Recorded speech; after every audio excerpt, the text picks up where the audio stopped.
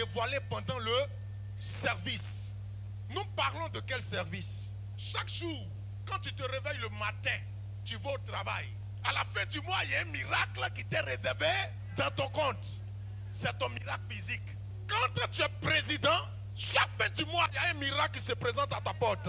Quand tu es directeur, chaque fin du mois, il y a un miracle qui se présente dans ton compte. Quand tu es enseignant, enseignante, il y a un miracle qui se présente dans ton compte. Mais là, nous parlons du miracle d'un service. De quel service s'agit-il? Et dans ce miracle-là, il y a eu quelque chose qui s'est passé. Dis à quelqu'un, quelque chose s'est passé. Dis, je prends autorité par le sang et par le feu. Tout esprit satanique ayant traité ma vie, ayant traité ma destinée, à compter de cette heure, à compter de cette heure, je déclare par le sang et par le feu que tes œuvres soient brisées, que tes œuvres soient brisées, que tes œuvres soient brisées, que tes œuvres soient brisées. Je te chasse de ma vie, je te chasse de ma vie. Allez, va-t'en, allez, va-t'en. Imperfection, imperfection, esprit de sorcellerie, allez, va-t'en. Libère mon corps, libère mon âme, libère mon esprit. Je déclare que la main de l'Éternel se lève au-dessus de ma destinée. Au nom de... Écoutez ce qu'Ésaïe 7 dit à partir du verset 5. La Bible dit de ce que la Syrie médite du mal contre toi, de ce qu'Ephraïm et le fils de Remalia disent. Montons contre Juda, assiégeons la ville et battons-la en brèche et proclamons-y pour roi le fils de Tabil. Ainsi parle l'Éternel. Cela n'arrivera pas. Aïe, aïe, aïe, aïe.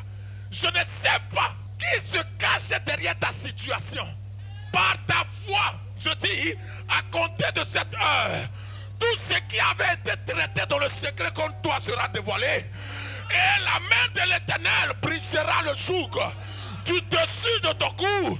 Si tu dis Amen, que la main de l'Éternel se lève en ta faveur. Au nom de 2 Rois chapitre 4. C'est du verset 8 au verset 32, 7. Un jour, Élisée passait par Sunem. Il y avait là une femme de distinction. Qui le pressa d'accepter à manger. Et toutes les fois qu'il passait, il se rendait chez elle pour manger. Amen, je te bloque là. La Bible dit un jour. Ça veut dire qu'elle a vu cet homme de Dieu là, toujours il passait. Il rentrait dans la ville, il ressortait. Mais il a fallu qu'un seul moment, un seul instant, elle constate quelque chose. Continue, maman. Elle dit à son mari, voici. Je sais que cet homme qui passe. I know, je sais que cet homme qui passe. Toujours chez nous est un saint homme de Dieu. Cet homme qui passe toujours chez nous est un saint homme de Dieu. Continue, maman. Faisons une petite chambre haute avec des murs. Et mettons-y pour lui un lit. Une table. Un siège. Et un chandelier. Stop. La première caractéristique du service.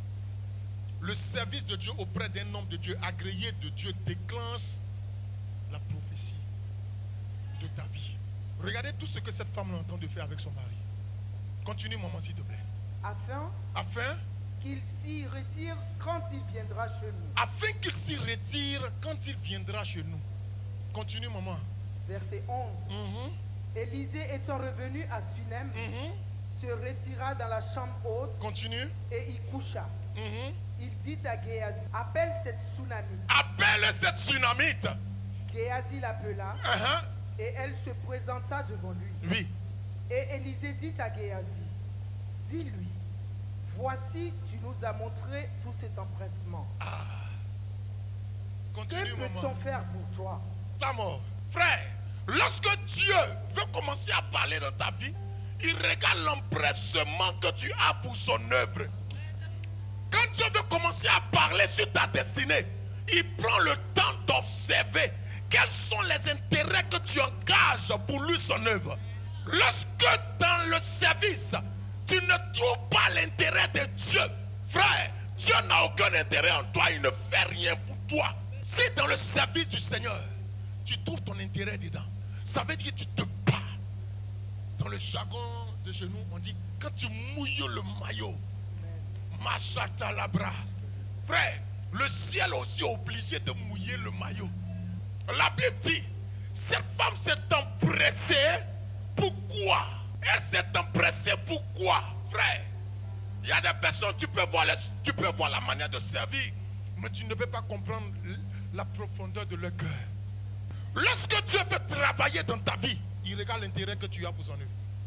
Tu n'as pas d'intérêt pour son œuvre, il ne fait rien avec toi. La Bible dit, cette femme s'est empressée. Mais vous allez voir que ce n'était même pas la première fois qu'elle s'empressait. Maman, continuons le message. Faut-il parler pour toi au roi? Faut-il parler pour toi au roi? Regardez, à cause de son œuvre. On dit on doit parler maintenant aux dignitaires de la nation. À cause des œuvres qu'elle pose, frères et sœurs. Lorsqu'un homme décide de servir Dieu, lorsqu'un homme s'attache dans le service du Seigneur, Dieu peut susciter un autre homme pour venir le bénir. Dieu peut susciter un autre homme pour venir l'élever. Dieu peut susciter un autre homme pour venir l'établir. Et je crois en la main de Dieu pour ça. Continue, maman. Faut-il parler pour toi au roi ou au chef de l'armée? Elle répondit, j'habite au milieu de mon peuple. Pas mort.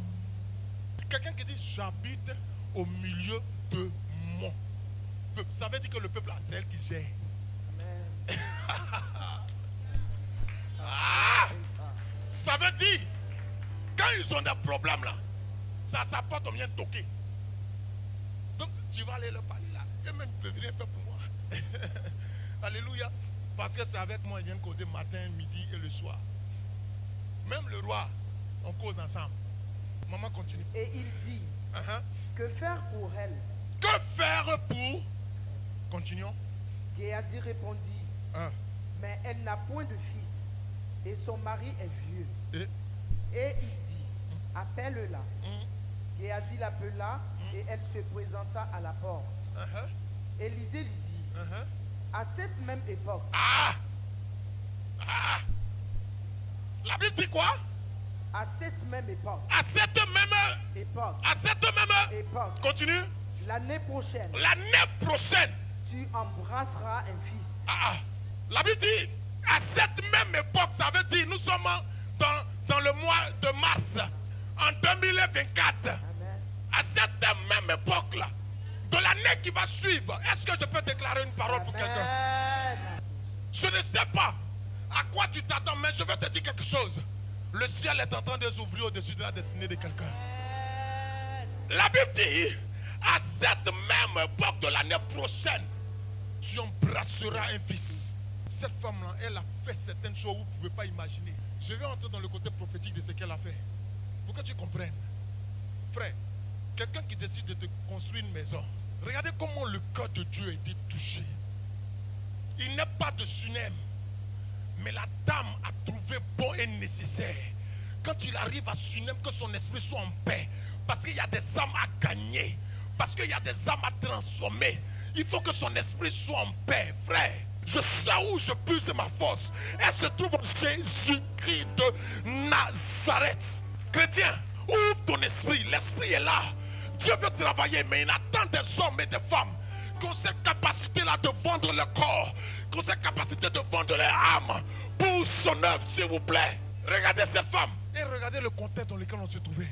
Chrétien, méditons. Maman, méditons la parole. Papa, méditons la parole. On se comprend? Un homme qui ne médite pas, c'est qu'il a un véritable problème. Un homme qui ne jeûne pas, il a un véritable problème. Vous voulez toujours voir le pasteur chez vous, mais vous n'êtes pas prêt pour vous sacrifier pour le pasteur.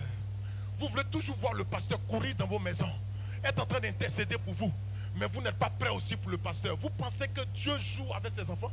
Il ne joue pas avec eux. Dieu a cette volonté-là de bénir, d'élever. Qui il va trouver comme ces femmes?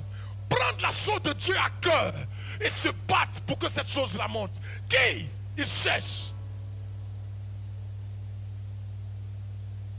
Et voici que Israël est divisé. Étant divisé, Dieu va faire grâce. La Bible déclare que le Seigneur il est souverain. Dieu va faire grâce.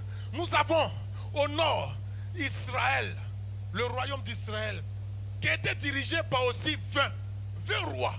Mais tous ces 20 rois-là, et tous ces fiascos, et tous ont adoré Baal.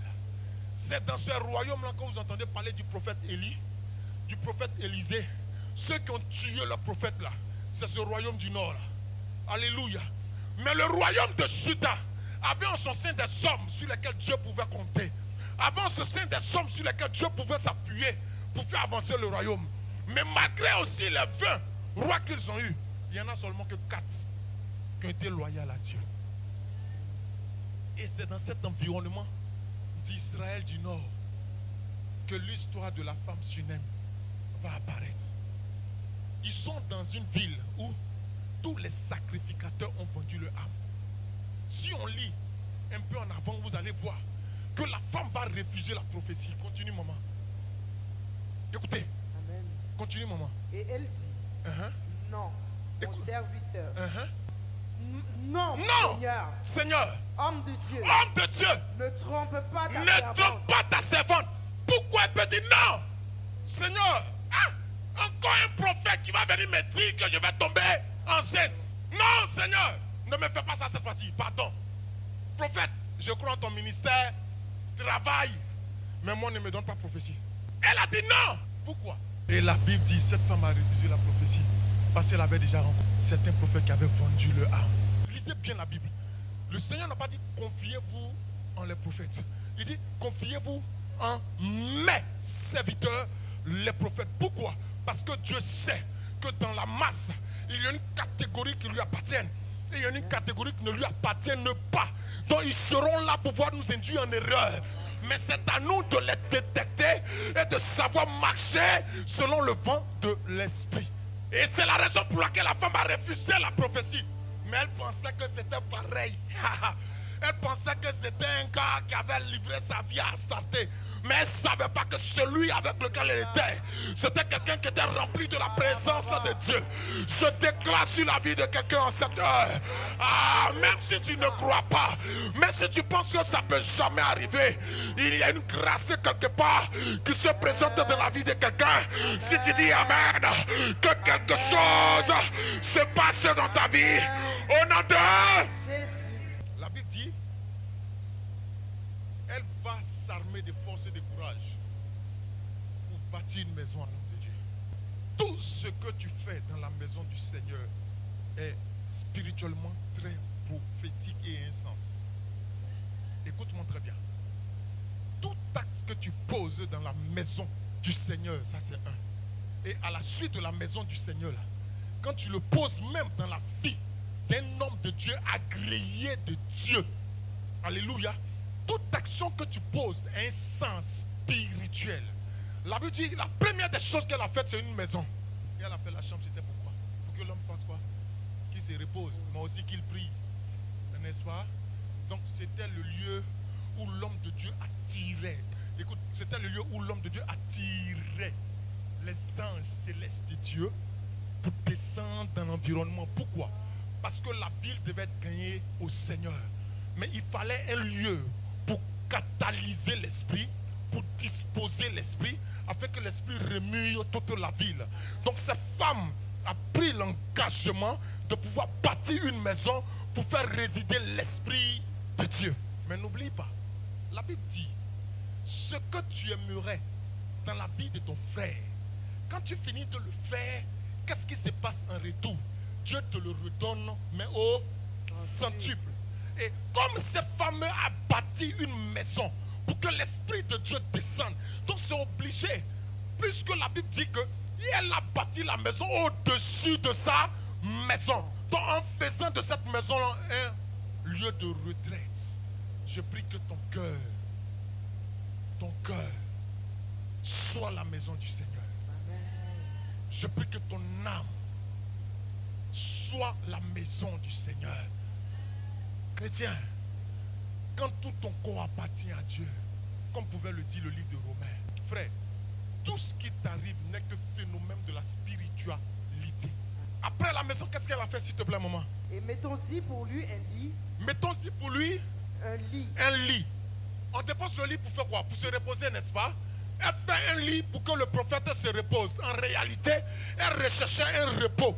En réalité, spirituellement parlant, la femme recherchait un lieu où elle allait se reposer parce que son âme était attristée. La Bible dit que cette femme était assise. Elle était distinguée parmi tous les enfants. Mais il y avait quelque chose qui lui manquait. Géasi a dit, papa, je n'entends pas le bruit d'enfant. J'entends pas, papa. J'entends pas les cris d'enfants, je n'entends pas. Chrétien, ne joue pas. La spiritualité, elle existe. Cette femme, c'est pas que elle ne pouvait pas. Naturellement, c'est possible. Spirituellement, c'est bloqué. Naturellement, c'est possible, frère. Mais spirituellement, c'est bloqué. Il fallait poser des actes. Cependant, elle ne savait pas que ce qu'elle était en train de faire était en train d'attirer la faveur de Dieu dans sa vie. Oh my God. Maman, est-ce que tu peux continuer, s'il te plaît? Au verset 17. Cette femme devint enceinte. Pause. Vous voyez? Le premier niveau que j'ai cité tout à l'heure, j'ai dit que le service de Dieu auprès d'un homme de Dieu, agréé par Dieu ou de Dieu, déclenche la prophétie dans notre vie. Alléluia.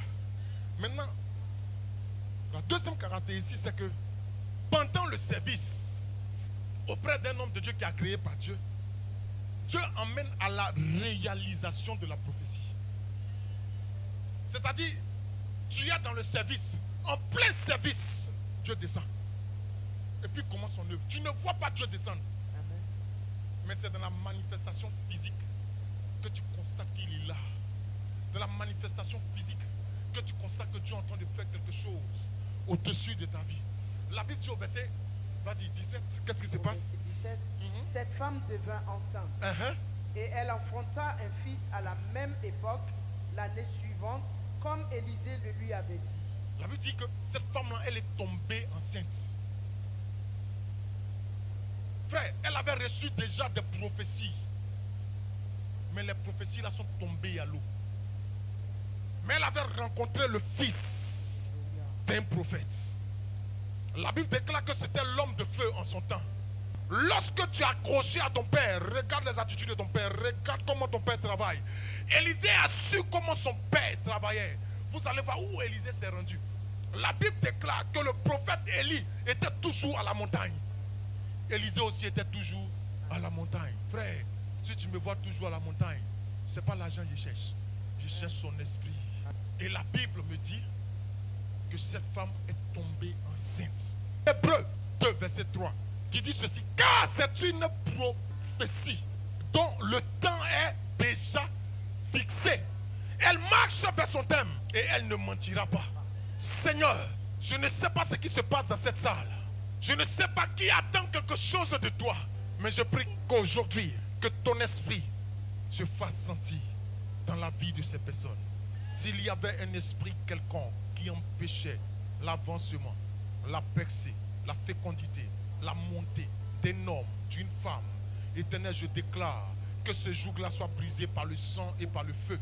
Et que maintenant ta présence inonde la vie et la destinée de cette personne. Je te fais sortir de l'opprobre. Je te fais sortir de la boue. Je te fais sortir de l'opprobre. Je te fais sortir de la boue. Par le sang et par le feu. Je te fais sortir. Sors! Je relâche la grâce. De la même manière que cette femme a été visitée. Je prie que le Dieu que je sais, maman, te visite à toi aussi, Seigneur.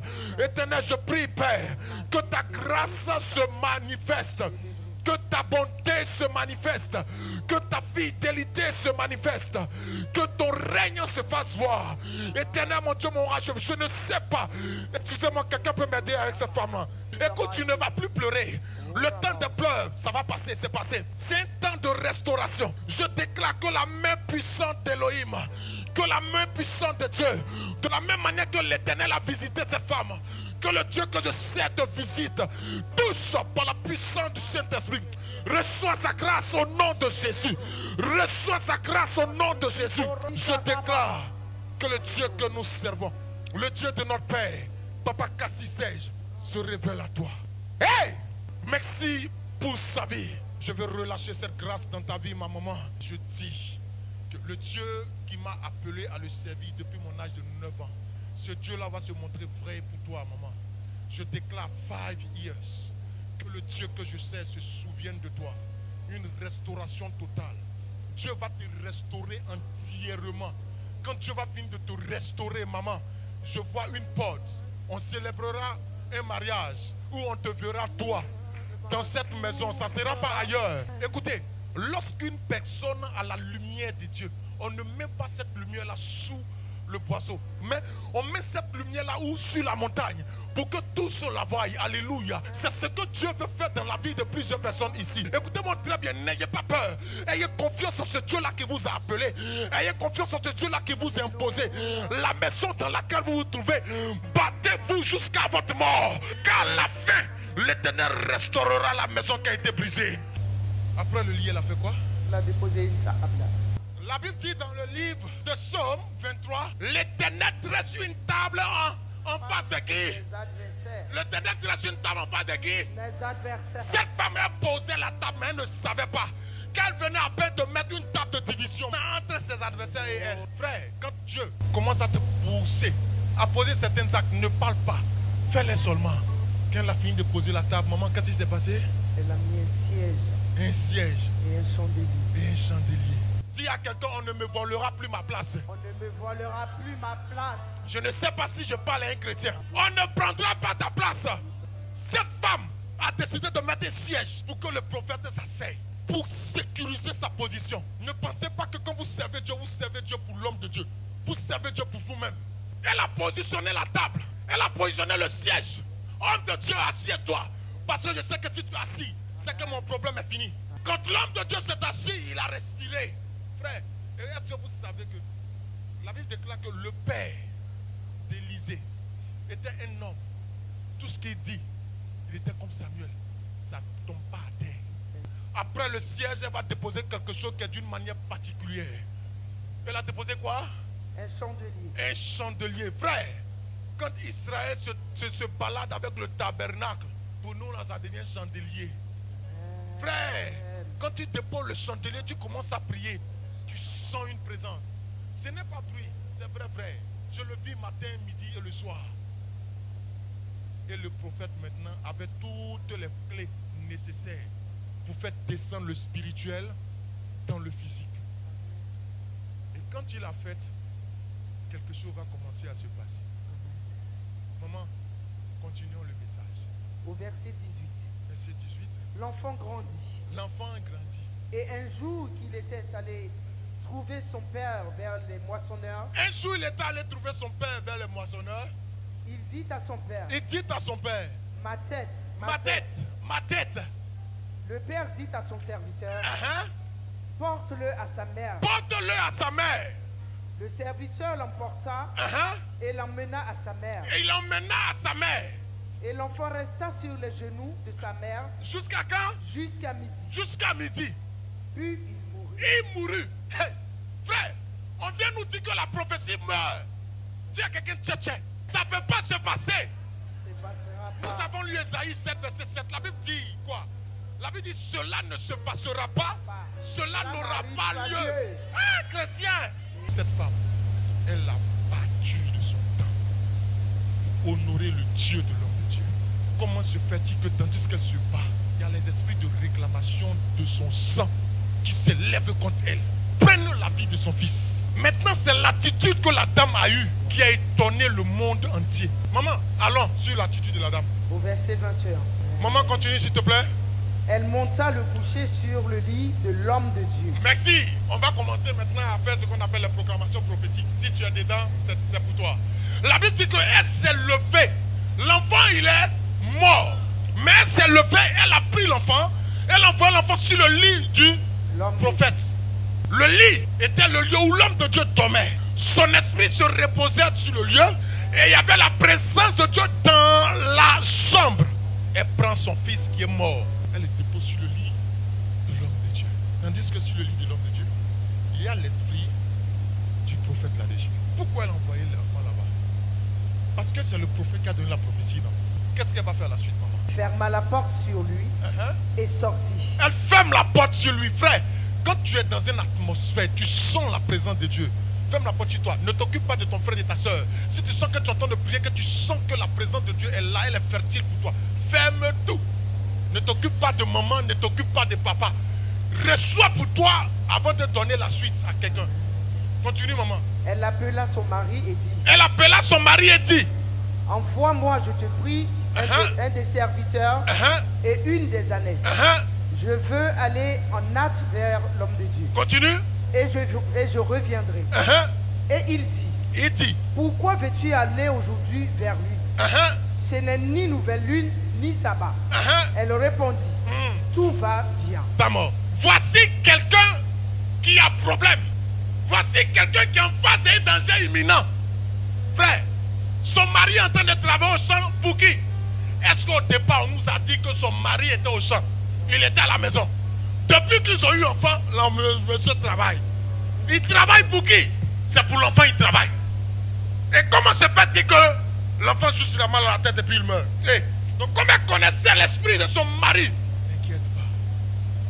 Tout va bien. Pourtant, dis à quelqu'un c'était chaud. C'était chaud. Je sais qu'à ce moment dans ta vie là c'est chaud. C'est chaud. Écoutez, je prie que Dieu fasse quelque chose d'exceptionnel ici. Amen. Écoutez, quand vous rencontrez des gens qui ont une grâce, quand ils vous saluent, la grâce là commence à tressaillir dans votre sein pour emmener le résultat de manière palpable et physique. Mais il y a des gens, si vous les rencontrez, vous les saluez, c'est comme si vous en donnez toute la lèpre du monde entier. Je refuse cela sur votre vie, votre destinée au nom de Jésus. La Bible dit qu'elle est allée voir le prophète. Et quand elle est allée voir le prophète, voici ce qui se passe très souvent. Lorsque une situation se présente à votre vie, pardonnez chrétiens, chrétiennes, écoutez-moi très bien. Ne vous levez pas pour aller raconter ça à vos frères, à vos soeurs, à vos amis, à vos amis. Est-ce que je parle à quelqu'un? Pardonnez. Ta vie, c'est ta vie. Ta situation, c'est ta situation. Ne parle pas de ta vie, même à ton ami le plus intime. Je parle bien, non? Ne parle pas de ta vie, même à ton ami le plus intime. Pourquoi? Parce que quand il verra le fruit de la grâce de Dieu qui est sur ta vie, il risque d'envier. Et ça risque de te combattre. Tais-toi et va dans la présence de Dieu. Remets tout entre les mains du Seigneur et puis parle au Seigneur. Le Seigneur va entrer pour agir. Cette femme n'est pas allée voir ses amis. Elle est une femme de distinction. Dans la ville, il y a plusieurs femmes de distinction. Mais pourquoi la grâce a localisé elle? C'est parce qu'elle sait se démarquer des autres. Démarque-toi en tout point de ta vie. Ne te connecte pas avec n'importe qui. Ne rentre pas en contact avec n'importe qui. Le problème, c'est la manière dont tu mets ta confiance en Jésus. Je viens prier. Je viens te parler. Mais si tu mets ta confiance en moi, un homme, je suis un simple homme. Mets ta confiance en Jésus. C'est lui qui fera la chose pour toi. Salue-moi. Que le Seigneur te localise. Que la grâce du Seigneur te localise. Parce que tu es venu faire une offrande. Que Dieu te localise. Dieu te touche. Que Dieu te localise au nom de Jésus. Et c'est dans ce sens-là que quand elle va aller rencontrer le prophète va descendre. Je ne vais pas toucher Géasi parce que c'est une autre dimension. Le prophète va descendre sur la femme. La Bible dit il va faire bouche sur bouche, corps sur corps. Et l'esprit de Dieu qui est en lui va contaminer la vie de l'enfant. Et l'enfant va se réveiller. Je prie que ce qui était fermé en toi, ce qui était fermé en toi, se réveille au nom de Jésus. Amen. Je prie, oh Seigneur, que ce qui était fermé, se lève dans la vie de quelqu'un au nom de Jésus. Ce qui était fermé. Si les portes du travail étaient fermées, qu'elles s'ouvrent au-dessus de votre destinée. Les documents qu'il vous faut, que les documents se présentent à vous. Que Dieu fasse grâce à cette assemblée. Et que toute la gloire et l'honneur reviennent à Jésus. Alléluia.